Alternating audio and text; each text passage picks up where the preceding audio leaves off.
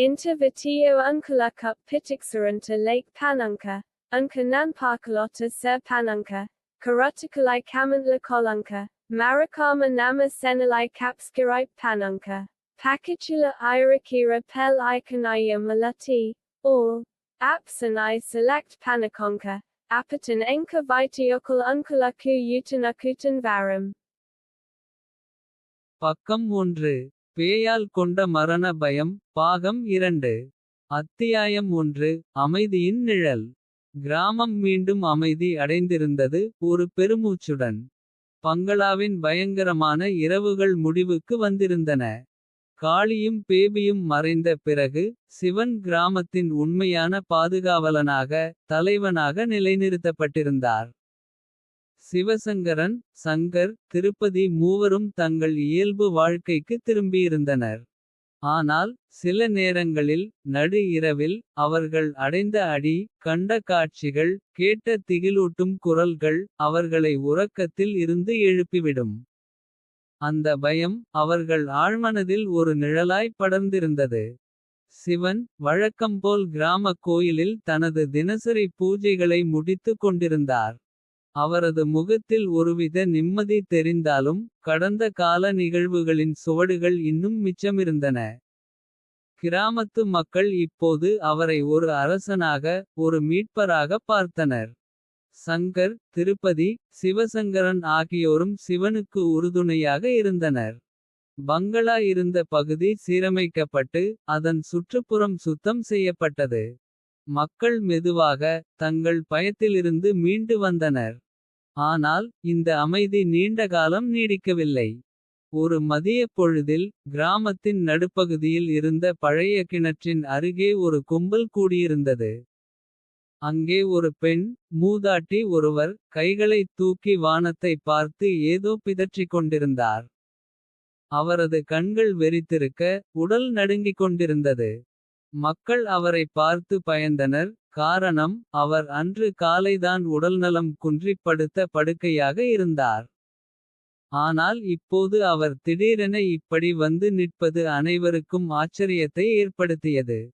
சிவன், சிவசங்கரன், சங்கர், திருப்பதி ஆகியோர் சம்பவ இடத்திற்கு விரைந்தனர்.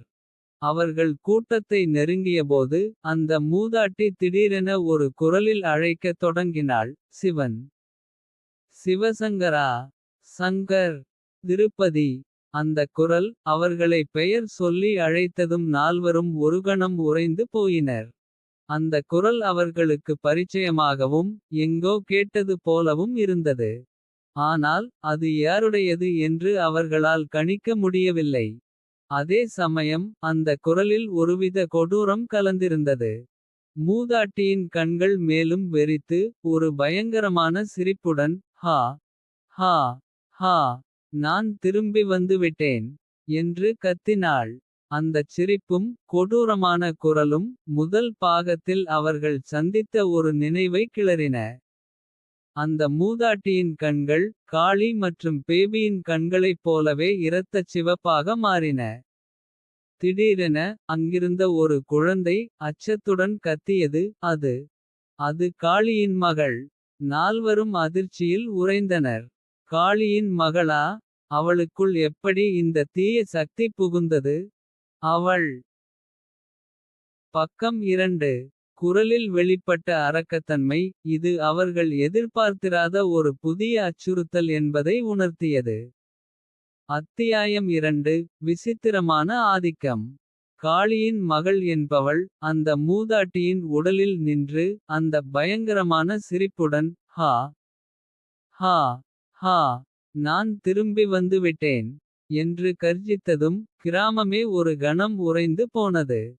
சிவன், சிவசங்கரன், சங்கர், திருப்பதி நால்வரும் ஒருவரை ஒருவர் பார்த்து கொண்டனர்.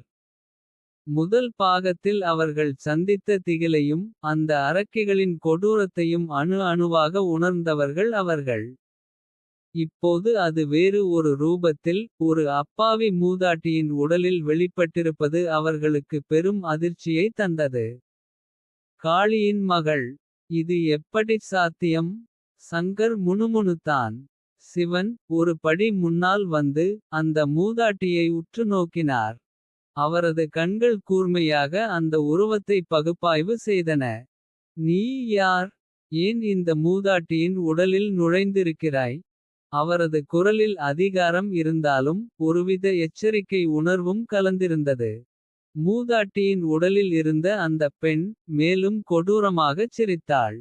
நான் யார் என்று உனக்குத் தெரியாதா, சிவ?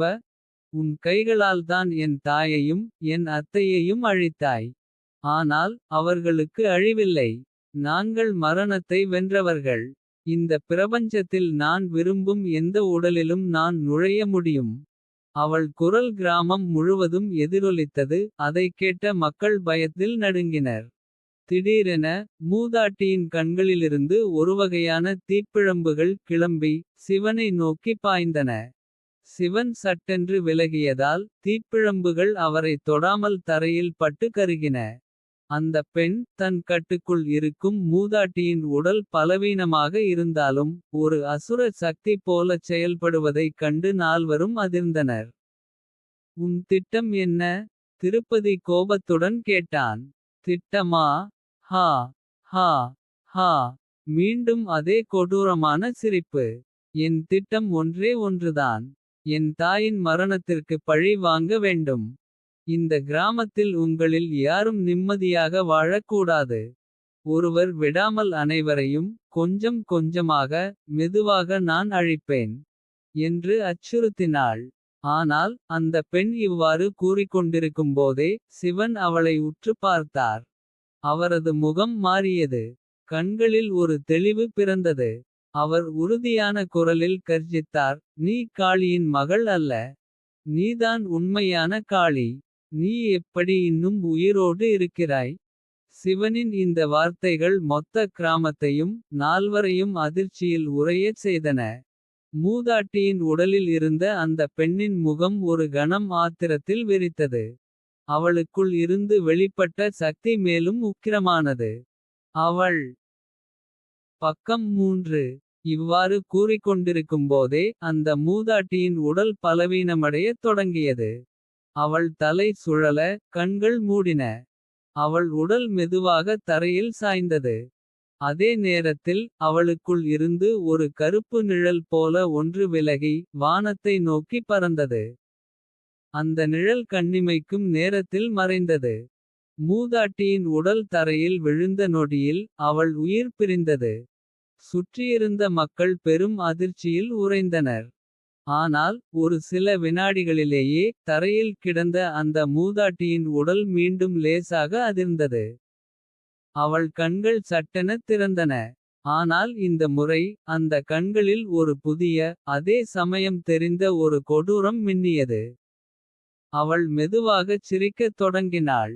ஹா ஹா ஹா. என் சகோதரிக்கு துணையாக நானும் வந்துவிட்டேன். என்று வெறித்தனமான குரலில் கத்தினாள். அந்த குரல். அது பேபியின் குரல்.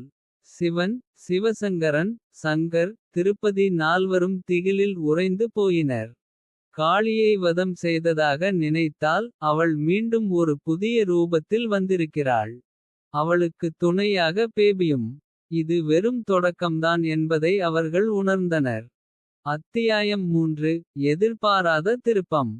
காளியின் ஆவி நீங்கி உயிர் பிரிந்த மூதாட்டியின் உடலில் பேபியின் ஆவி புகுந்து ஹா ஹா ஹா. என் சகோதரிக்கு துணையாக நானும் வந்துவிட்டேன். என்று வெறித்தனமாக கத்தியது. சிவன், சிவசங்கரன், சங்கர், திருப்பதி நால்வரும் திகிலில் உறைந்தனர். தங்கள் எதிரிகள் மீண்டும் வெவ்வேறு ரூபங்களில் திரும்புவதைக் கண்டு அவர்கள் திகைத்து போயினர். ஆனால் அடுத்த நொடியில் ஒரு எதிர்பாராத நிகழ்வு அங்கே நடந்தது. மூதாட்டியின் உடலில் இருந்த பேபியின் கண்கள் ஒரு கணம் கலங்கின. அந்த வெறித்தனமான சிரிப்பு மெதுவாக மறைந்து ஒருவித வருத்தம் அவர் முகத்தில் படர்ந்தது. அவள் தன் கைகளைக் கூப்பி சிவனை நோக்கியபடி சிவன், சிவசங்கரா, சங்கர், திருப்பதி, தயவு செய்து எங்களை மன்னித்துவிடுங்கள். என்று தழுதழுத்த குரலில் கூறினாள். நால்வரும் குழப்பமடைந்தனர். ஒரு கணம் முன் கொடூரமாகப் பேசிய பேபி இப்போது மன்னிப்பு கேட்கிறாளா? இது ஒரு தந்திரமா அல்லது உண்மையா? நான் தெரியாமல் பல தவறுகளைச் செய்துவிட்டேன். காளியின் ஆதிக்கம் என் மீது இருந்தது. அவள்தான் என்னை பல கொடூரமான செயல்களைச் செய்யத் தூண்டினாள். என் சிந்திக்கும் திறனை அவள் முடக்கிவிட்டாள். ஆனால் இப்போது அவள் இல்லாததால் எனக்கு ஒரு தெளிவு கிடைத்துள்ளது. நான் செய்த அனைத்திற்கும் மிகவும் வருந்துகிறேன். பேபியின் குரலில் உண்மையான வருத்தம் தெரிந்தது. அவள் கண்களிலிருந்து கண்ணீர் வழிந்தது. கூட்டத்தில் இருந்த மக்களும் இந்த மாற்றத்தைக் கண்டு திகைத்தனர். அரக்கி மன்னிப்பு கேட்பதா? நீ உண்மையை பேசுகிறாயா? சிவன் எச்சரிக்கையுடன் கேட்டார். நீ எப்படி காளியின் பிடியிலிருந்து மீண்டாய்? அவள். பக்கம் 4. இந்த புதிய உடலுக்குள் நுழைந்தபோது எனக்கு கிடைத்த அந்த ஒரு சிறு இடைவெளியில்தான் என்னால் வெளியே வர முடிந்தது. அவளது ஆதிக்கம் இந்த புதிய உடலில் இன்னும் முழுமையாக இல்லை. அவள் இப்போது பழையபடி வலுவாக இல்லை. சிவன். நான் சொல்வதைச் சற்று கேளுங்கள். நான் உங்களை கெஞ்சி கேட்கிறேன். என் பாவங்களுக்கு பிராயச்சித்தம் செய்ய எனக்கு ஒரு வாய்ப்பு கொடுங்கள். காளியின் ஆவியை நானே வதம் செய்கிறேன். அவளை இந்த உலகில் இருந்து முற்றிலுமாக அழிக்க எனக்கு உதவுங்கள். என்று பேபி மன்றாடினாள். அவள் குரலில் தெரிந்த உண்மையும் கண்களில் வழிந்த கண்ணீரும் நால்வருக்கும் ஒருவித சந்தேகத்தை ஏற்படுத்தினாலும். இது ஒரு எதிர்பாராத திருப்பமாக இருந்தது. எதிரியே உதவ முன்வருவது அவர்களுக்கு ஒரு புதிய நம்பிக்கையை அளித்தது. ஆனால் இது நம்பி ஏமாறக்கூடிய ஒரு தந்திரமாகவும் இருக்கலாம் என்ற எண்ணம் அவர்கள் மனதில் எழாமல் இல்லை. அத்தியாயம் 4. பேபி பட்ட சித்திரவதைகள். பேபியின் மன்னிப்பும் காளியை அழிக்க அவள் முன்வந்ததும் நால்வருக்கும் ஒரு வியப்பை அளித்தது. சிவன் அவளது கண்களை உற்று நோக்கினார். அதில் தெரிந்த வருத்தமும் பயமும் ஒரு தந்திரம் இல்லை என்பதை அவரது அனுபவம் உணர்த்தியது. பேபி, நீ ஏன் இப்படி மாறினாய்? காளி உனக்கு என்ன செய்தாள்? உண்மையைச் சொல். சிவன் கடுமையான குரலில் கேட்டார். மூதாட்டியின் உடலில் இருந்த பேபியின் முகம் வலியால் சுருங்கியது. அவள் என்னை அடிமைப்படுத்தினாள். சிவன். நான் அவளுக்கு ஒரு கருவியாக மட்டுமே இருந்தேன். அவளது கொடூரமான திட்டங்களுக்கு நான் துணை நின்றேன். அர்ஜுனனின் மரணம். அதற்கும் நான் துணை போக நேர்ந்தது. அவள் குரல் நடுங்கியது. காளி. அவள் ஒரு அரக்கி. அவள் அசுர சக்திகளை அடைய யாரையும் பலி கொடுக்க தயங்காதவள். முதல் பாகத்தில் நீங்கள் கண்டது ஒரு சிறு துளிதான். அவளுடைய உண்மையான பலமும் கொடூரமும் வேறு. அவள் தனது சக்திகளை வளர்த்து கொள்ள என் ஆவியை ஒரு இருண்ட மந்திரத்தால் கட்டுப்படுத்தினாள். நான் அவளுக்கு பணிய மறுத்த போதெல்லாம் அவள் என் ஆத்மாவை பிழிந்தாள். வார்த்தைகளால் விவரிக்க முடியாத வலிகளை என் ஆத்மா அனுபவித்தது. என் நினைவுகளை அழித்தாள். என் மனதை சிதைத்தாள். நான் அவளுக்கு எதிராகச் சிந்திக்க முடியாதபடி ஒரு உயிரற்ற பொம்மையாக்கினாள். பேபியின் கண்கள் வெறித்தன. அந்த மூதாட்டியின் உடல் நடுங்கியது. ஒருமுறை அவள் தனது மந்திர சக்தியால் என் சரீரத்தை என் கண்முன்னாலேயே சிதைத்தாள். என் சதையும் எலும்புகளும் பிரிந்து விழுந்தன. என் தலை, கைகள், கால்கள் அனைத்தும் தனித்தனியே சிதறிக்கிடந்தன. அந்த வலியை மரணத்தைக் காட்டிலும் பல மடங்கு கொடூரமாக உணர்ந்தேன். என் ஆவி என் உடலை விட்டு பிரியத் துடித்தது. ஆனால் அவள் என்னை இறக்க விடவில்லை. என் ஆவியைப் பிடித்து ஒவ்வொரு துண்டாகச் சேகரித்து மீண்டும் என்னை உயிர் பெறச் செய்தாள். பிறகு என் மீது தன் கட்டுப்பாட்டை மேலும் இறுக்கினாள். இந்த வீடியோ உங்களுக்கு பிடிச்சிருந்தா லைக் பண்ணுங்க. உங்க நண்பர்களோட ஷேர் பண்ணுங்க. கருத்துக்களை கமெண்ட்ல சொல்லுங்க. மறக்காம நம்ம சேனலை சப்ஸ்கிரைப் பண்ணுங்க. பக்கத்துல இருக்கிற பெல் ஐகானையும் அழுத்தி ஆல் ஆப்ஷனை செலக்ட் பண்ணிக்கோங்க.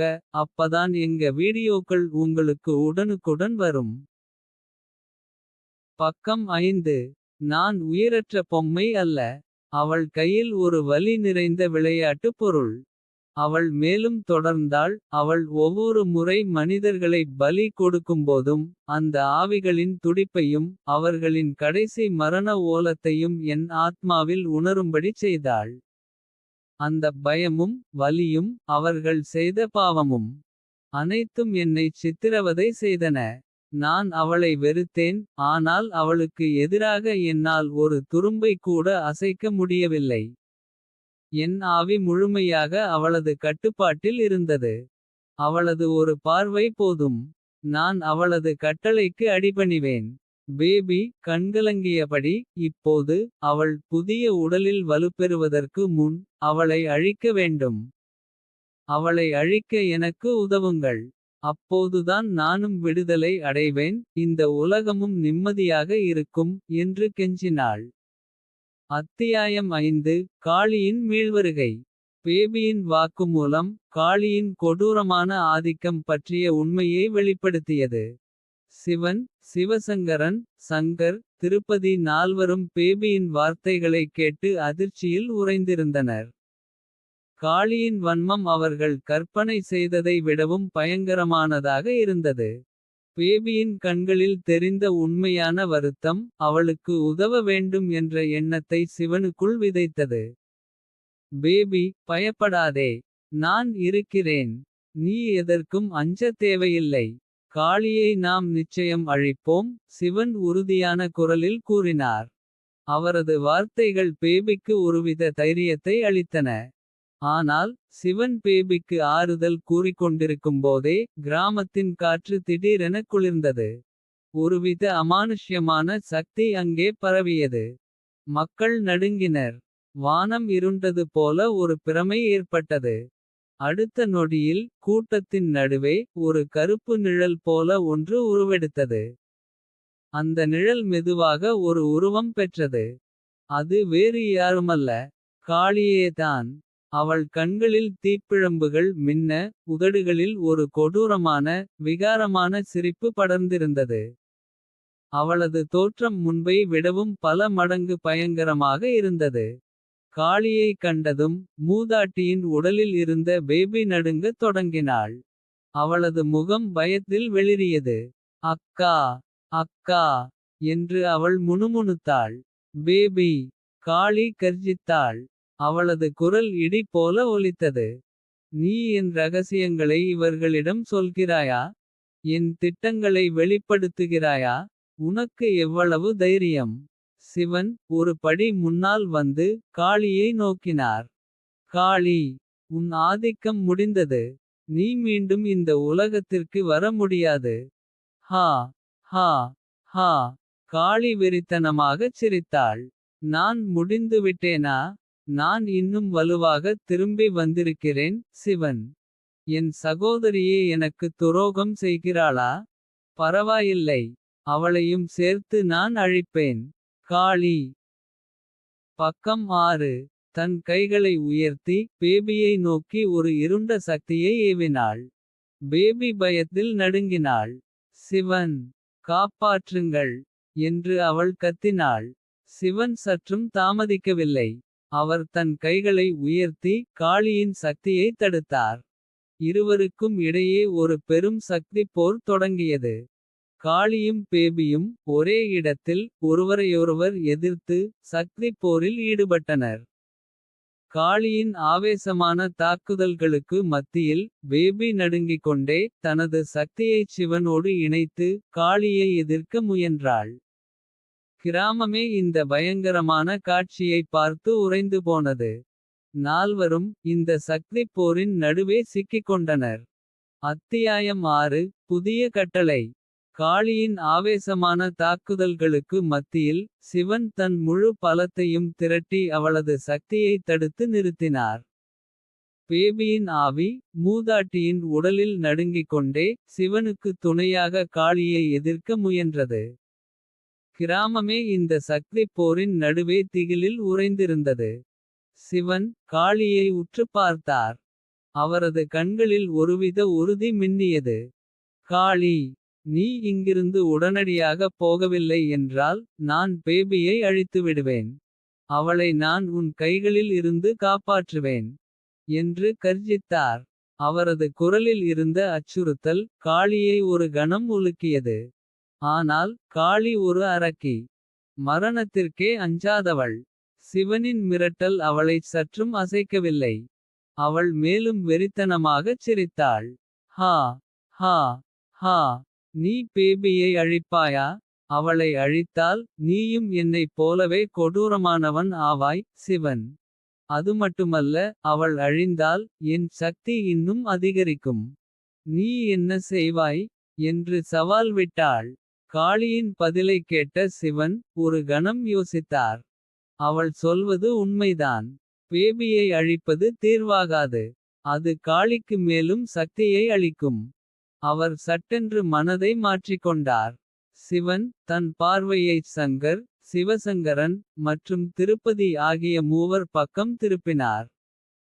சங்கர். சிவசங்கரா. திருப்பதி. நீங்கள் மூவரும் உடனடியாக பக்கத்தில் உள்ள கோயிலுக்குச் செல்லுங்கள். அங்கே ஒரு கத்தி இருக்கிறது. அதையும் ஒரு பாத்திரத்தில் தண்ணீரையும் எடுத்துக்கொண்டு வாருங்கள். தாமதிக்காதீர்கள். என்று அதிகாரமான குரலில் கட்டளையிட்டார். மூவரும் ஒரு கணம் திகைத்தனர். காளியின் கோரமான சிரிப்பும் சக்தி போரின் நடுவே இந்த திடீர் கட்டளையும் அவர்களை குழப்பியது. ஆனால் சிவனின் குரலில் இருந்த உறுதி அவர்களைச் சற்றும் தாமதிக்க விடவில்லை. அவர்கள் மூவரும் உடனடியாக கோயிலை நோக்கி விரைந்தனர். கிராமத்து மக்கள் பயத்தில் உறைந்து போய் இந்த விசித்திரமான காட்சியை பார்த்து கொண்டிருந்தனர். அத்தியாயம் 7 இறுதி பலி மற்றும் மீட்பு கிளைமாக்ஸ். சிவனின் கட்டளைக்கு பணிந்து சங்கர், சிவசங்கரன். பக்கம் 7. திருப்பதி. மூவரும் மின்னல் வேகத்தில் கிராமக் கோயிலை அடைந்தனர். அங்கே கருவறையில் கம்பீரமாகத் திகழ்ந்த அந்த கத்தியையும் புனித நீர் நிறைந்த பாத்திரத்தையும் எடுத்துக்கொண்டு மூவரும் பங்களாவை நோக்கி திரும்பி ஓடினர். திரும்பி வந்தபோது சிவனும் காளியும் இன்னும் உக்கிரமான சக்தி போரில் ஈடுபட்டிருப்பதைக் கண்டனர். காளியின் கோரமான சிரிப்பும் பேபியின் நடுக்கமும் கலந்த அபயக்குரலும் அங்கு நிலவிய பதட்டத்தை அதிகப்படுத்தின. சிவன். இதோ கொண்டு வந்து விட்டோம். சங்கர் மூச்சு வாங்கிக்கொண்டே கத்தியையும் தண்ணீரையும் உயர்த்தி காட்டினான். காளியின் கவனம் ஒரு கணம் திசை திரும்பியது. அந்த நொடியை பயன்படுத்திக் கொண்ட சிவன் ஒருவித ஆவேசத்துடன் காளி. உன் விளையாட்டு முடிந்தது. என்று கர்ஜித்தார். அதே வேகத்தில் கருப்பா. இங்கே வா. என்று உரத்த குரலில் அழைத்தார். சிவனின் அழைப்பை கேட்டதும் எங்கிருந்தோ கருப்பன் கம்பீரமாக அங்கே தோன்றினான். அவன் உடல் முழுவதும் கருப்பு நிறத்தில் பயங்கரமான உருவத்துடன் நின்றான். கருப்பனை கண்டதும் காளியின் முகம் ஒரு கணம் பயத்தில் வெளிரியது. அவள் திகைக்கத் தொடங்கினாள். கருப்பன் சற்றும் தாமதிக்காமல் சங்கரிடமிருந்த கத்தியை வாங்கி ஆவேசத்துடன் காளியை நோக்கி பாய்ந்தான். காளி எதிர்த்து போராட முயன்றாள். ஆனால் கருப்பனின் சக்தி முன் அவளால் நிற்க முடியவில்லை. கருப்பன் அந்த கத்தியால் காளியின் ஆவி ரூபத்தை ஓங்கி வெட்டினான். ஒரு பயங்கரமான ஓசையுடன் காளியின் ஆவி சிதறத் தொடங்கியது.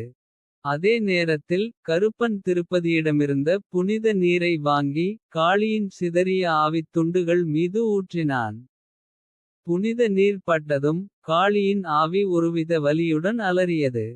அவளது ஒவ்வொரு துளியும் கண்ணுக்குத் தெரியாத ஒரு புகை போல கரைந்து மறைந்தது. காளியின் ஆவி முற்றிலுமாக மறைந்து போனதும் அங்கே ஒரு ஆழ்ந்த அமைதி நிலவியது. மூதாட்டியின் உடலில் இருந்த பேபியின் ஆவி ஒரு பெரும் பெருமூச்சுடன் ஓய்ந்தது. மூதாட்டியின் உடல் மீண்டும் தரையில் சாய்ந்தது. அப்போதுதான் ஒரு பெரிய திருப்பம் ஏற்பட்டது. தரையில் சாய்ந்த அந்த மூதாட்டியின் உடல் அசைந்தது. ஒரு சில நொடிகளிலேயே அவள் கண்களை மெதுவாகத் திறந்தாள். அவளது முகத்தில் எந்தவித வலியோ பயங்கரமான தோற்றமோ இல்லை. அவள் சாதாரண நிலையில் குழப்பத்துடன் சுற்றியிருந்தவர்களை பார்த்தாள். அவளுக்கு எந்தவிதமான பிரச்சனையும் இல்லை. அவள் நலமாக இருந்தாள். அவளுக்குள் எந்த ஆவியும் இல்லை என்பதை சிவன் உறுதிப்படுத்தினார். என்ன நடந்தது. நான் எங்கே இருக்கிறேன். மூதாட்டி குழப்பத்துடன் கேட்டாள். தனக்கு என்ன நடந்தது என்று அறியாமல். அவள் சுற்றி இருந்த மக்களை பார்த்தாள். கருப்பன் தன் பணியை முடித்த திருப்தியுடன். சிவனைப் பார்த்து ஒருமுறை வணங்கிவிட்டு. கண்ணிமைக்கும் நேரத்தில் மறைந்து போனான். கிளைமாக்ஸ். சிவன் சிவசங்கரன் சங்கர் திருப்பதி மூவரும் ஒருவர் முகத்தை ஒருவர். பக்கம் 8. பார்த்து கொண்டனர். பயமும் அதிர்ச்சியும் அதை கடந்து ஒருவித நிம்மதியும் அவர்கள் முகத்தில் கலந்திருந்தன. காளி என்ற அரக்கி அவளது கொடூரமான சதித்திட்டங்களுடன். முற்றிலுமாக அழிக்கப்பட்டுவிட்டாள். முக்கியமாக அப்பாவி மூதாட்டி நலமாக மீட்கப்பட்டாள். கிராமம் இனி நிம்மதியாக இருக்கும். சிவன் கம்பீரமான குரலில் கிராம மக்களை நோக்கினார். இந்த கிராமத்தில் இனி பயங்கரங்களுக்கு இடமில்லை. காளியின் கொடூரம் முடிவுக்கு வந்துவிட்டது. அர்ஜுனனுக்கு நீதி கிடைத்துவிட்டது. இனிமேல் எந்த தீய சக்தியாலும் இந்த புனித மண்ணை அண்ட முடியாது. என்று உறுதியளித்தார். அவரது வார்த்தைகள் மக்களுக்குள் ஒரு புதிய நம்பிக்கையையும். அச்சமற்ற உணர்வையும் விதைத்தன. சங்கர் சிவசங்கரன் திருப்பதி மூவரும் சிவனை நெருங்கி வந்தனர். தலைவரே நீங்கள் தான் எங்கள் கிராமத்தின் உண்மையான பாதுகாவலர். நீங்கள் தான் எங்கள் தலைவர். என்று ஒருமித்த குரலில் உறுதிபட கூறினர். சிவன் மெதுவாக புன்னகைத்தார். அவரது அரக்க உருவம் மறைந்தாலும். அந்த சக்தியும் ஞானமும் அவர் கண்களில் பிரகாசித்தன. கிராமத்தின் அமைதியையும் மக்களின் பாதுகாப்பையும் உறுதிப்படுத்துவதுதான் தனது தற்போதைய கடமை என்பதை அவர் உணர்ந்தார். பேபியின் ஆவி காளியின் பிடியிலிருந்து விடுபட்டு அமைதி அடைந்திருந்தது. அவளது தியாகமும் காளிக்கு எதிராக அவள் துணை நின்றதும் ஒரு மறக்க முடியாத பக்கத்தை இந்த சாகசத்தில் சேர்த்திருந்தன. ஒரு காலத்தில் அரக்கிகளாக இருந்தவர்கள். இறுதியில் ஒருவரையொருவர் அழித்து. அமைதியை நிலைநாட்டியது விதியின் விசித்திரமான விளையாட்டாக இருந்தது. கிராமத்தின் மீது காலை சூரியனின் ஒளிபடர. ஒரு புதிய விடியல் மலர்ந்தது. பயங்கரங்களின் நிழல்கள் விலகி. அமைதியும் நம்பிக்கையும் நிறைந்த ஒரு புதிய வாழ்க்கை கிராம மக்களுக்கு காத்திருந்தது. நீங்கள் கேட்டபடி பாகம் 2 மட்டும் இங்கே கொடுக்கப்பட்டுள்ளது. அத்தியாயம் 4 இல் பேபி பட்ட சித்திரவதைகள் என்ற தலைப்பில். காளியால் பேபி எப்படி ஆவியாக மாறினாள் மற்றும் பேபிக்கு என்னென்ன கொடுமைகள் நடந்தன என்பது பற்றிய பகுதி தெளிவாக விளக்கப்பட்டுள்ளது. இந்த பகுதிதான் நீங்கள் கேட்ட முக்கிய திருப்பம். அத்தியாயம் 7 இல் காளி அழிக்கப்பட்ட பிறகு மூதாட்டிக்கு எந்த பிரச்சனையும் இல்லை என்ற திருப்பமும் இடம்பெற்றுள்ளது. இந்த முறை உங்கள் எதிர்பார்ப்புகளை பூர்த்தி செய்திருக்கிறேனா?